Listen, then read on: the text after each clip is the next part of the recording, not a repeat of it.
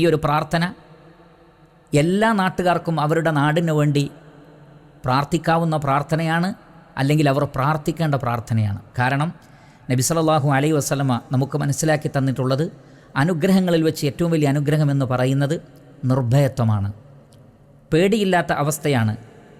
അരക്ഷിതാവസ്ഥ ഉണ്ടാവുക, പ്രശ്നങ്ങളുണ്ടാകുക, ഫിത്ന ഉണ്ടാവുക, ഫസാദ് ഉണ്ടാവുക തുടങ്ങിയ കാര്യങ്ങളൊക്കെ അത് മനുഷ്യരുടെ സമാധാനം കെടുത്തുന്നതാണ്, രാജ്യത്തിൻ്റെ സുരക്ഷയെ ഇല്ലാതെയാക്കുന്നതാണ്, ജനങ്ങൾക്ക് വളരെയധികം പ്രയാസങ്ങൾ ഉണ്ടാക്കുന്നതാണ്. അതുകൊണ്ട് എപ്പോഴും ഏതൊരു രാജ്യവും നിർഭയത്വത്തോടു കൂടി ഇരിക്കുക, സുരക്ഷിതമായിരിക്കുക എന്നുള്ളത് വളരെ പ്രധാനപ്പെട്ടതാണ്.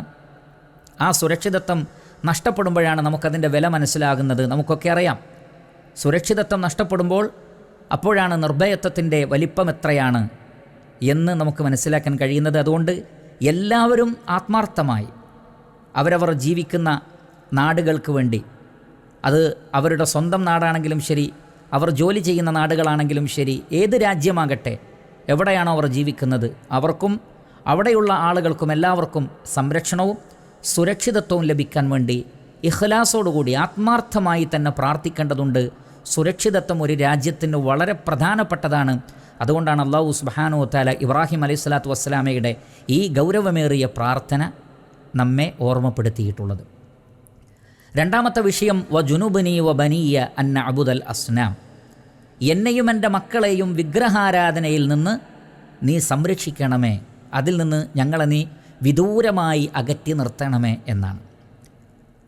നമുക്കറിയാം, മഹാനായ ഇബ്രാഹിം അലൈഹിസ്സലാത്തു വസ്സലാം തൗഹീദ് പ്രചരിപ്പിക്കാൻ വേണ്ടി വന്ന പ്രവാചകനാണ്. വിഗ്രഹാരാധനയെ ശക്തമായി എതിർത്തിട്ടുള്ള റസൂലാണ് ഇബ്രാഹിം അലൈഹിസ്സലാത്തു വസ്സലാം. വിഗ്രഹങ്ങളോടുള്ള അദ്ദേഹത്തിൻ്റെ സമീപനം എന്തായിരുന്നു എന്ന് പരിശുദ്ധ ഖുർആനിൽ ധാരാളം സ്ഥലങ്ങളിൽ നമുക്ക് കാണാൻ സാധിക്കും. എന്നിട്ട് പോലും ഇബ്രാഹിം അലൈഹിസ്സലാത്തു വസ്സലാം അള്ളാഹുവിനോട് ഷിർക്കിൽ നിന്ന് രക്ഷപ്പെടുത്തണമെന്ന് ദുആ ചെയ്യുകയാണ്. അപ്പോൾ അതിൻ്റെ പ്രാധാന്യം നമുക്ക് മനസ്സിലാക്കാൻ കഴിയുന്നതാണ്. കാരണം ഷിർക്ക് എപ്പോഴാണ് ഒരാളുടെ മനസ്സിലേക്ക് കടന്നു വരുന്നത് എന്ന് പറയാൻ കഴിയില്ല. പിശാച് എങ്ങനെയാണ് അയാളെ വഴിതെറ്റിച്ച് കളയുക എന്ന് പറയാൻ കഴിയില്ല. അതുകൊണ്ട് തന്നെ നമ്മൾ ഒരാളും തന്നെ നിർഭയരായിരിക്കരുത്. കാരണം നാം നേരത്തെ അമ്നിനെക്കുറിച്ച് പറഞ്ഞു, രാജ്യത്തിൻ്റെ നിർഭയത്വം.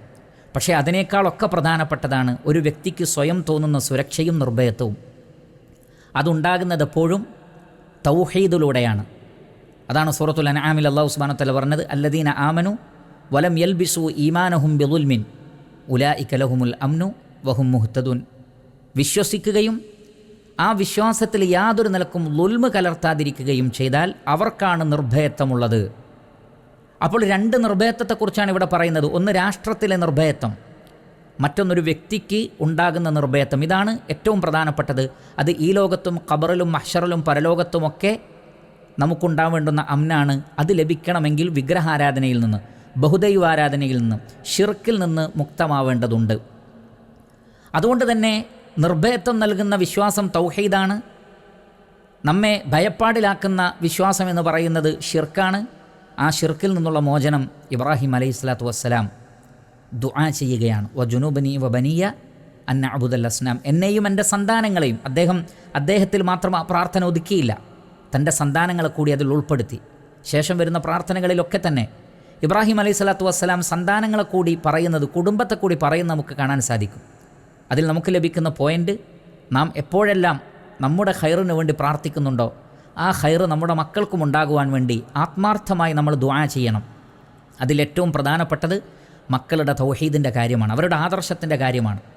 അവർക്ക് നല്ല വിഭവങ്ങൾ ഉണ്ടാവാൻ നമ്മൾ പ്രാർത്ഥിക്കാറുണ്ട്, നല്ല ജോലി കിട്ടാൻ നമ്മൾ പ്രാർത്ഥിക്കാറുണ്ട്, നല്ല വിദ്യാഭ്യാസം ലഭിക്കാൻ നമ്മൾ പ്രാർത്ഥിക്കാറുണ്ട്. പക്ഷേ നമ്മുടെ സന്താനങ്ങൾ അവർ തൗഹീദിൽ അടിയുറച്ചു നിൽക്കാനും ഒരു നിലക്കും ഷിർക്കിലേക്ക് പോവാതിരിക്കുവാനും ആ നിലക്ക് ആദർശ വിശുദ്ധിയും കരുത്തുമുള്ള മക്കളായി വളരാനും വേണ്ടിയുള്ള പ്രാർത്ഥനകൾ പലപ്പോഴും രക്ഷിതാക്കളിൽ നിന്ന് വളരെ കുറച്ചു മാത്രമേ ഉണ്ടാവുന്നുള്ളൂ.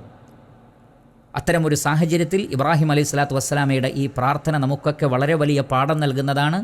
വജുനുബനി വബനിയ അൻ നഅ്ബുദൽ അസ്നാം. മഹാന്മാരായ പണ്ഡിതന്മാർ ഈ ആയത്ത് തഫ്സീർ പറയുന്നിടത്ത് പറയുന്നുണ്ട്, ഖലീലുല്ലാഹി ഇബ്രാഹിം അലൈഹിസ്സലാത്തു വസ്സലാമ പോലും ഷിർക്കിനെക്കുറിച്ച് നിർഭയനായിട്ടില്ലെങ്കിൽ, അത് സംഭവിക്കുന്നതിനെ സംബന്ധിച്ചുള്ള പേടി അദ്ദേഹത്തിന് ഉണ്ടായിട്ടുണ്ടെങ്കിൽ, അതല്ലാത്ത ആളുകളൊക്കെ എത്രമാത്രം ആ ഷിർക്കിനെക്കുറിച്ച് ഭയപ്പെടണം. എന്നാൽ പലരും വിചാരിക്കുന്നത് ഞാനൊരിക്കലും ഷിർക്ക് ചെയ്യില്ല, എന്നിലേക്കൊരിക്കലും ഷിർക്ക് വരികയില്ല, ഞാൻ പെർഫെക്റ്റാണ് എന്ന് ധരിക്കുകയും അവർ തൗഹീദിൻ്റെ കാര്യം ശ്രദ്ധിക്കാതിരിക്കുകയും ചെയ്യുന്നു. പിന്നീട് അവരുടെ വാക്കുകളിലും പ്രവർത്തനങ്ങളിലുമൊക്കെ അറിയാതെ ഷിർക്ക് കടന്നു വരികയും ചെയ്യുന്ന അവസ്ഥ നമുക്ക് കാണാൻ സാധിക്കുന്നു.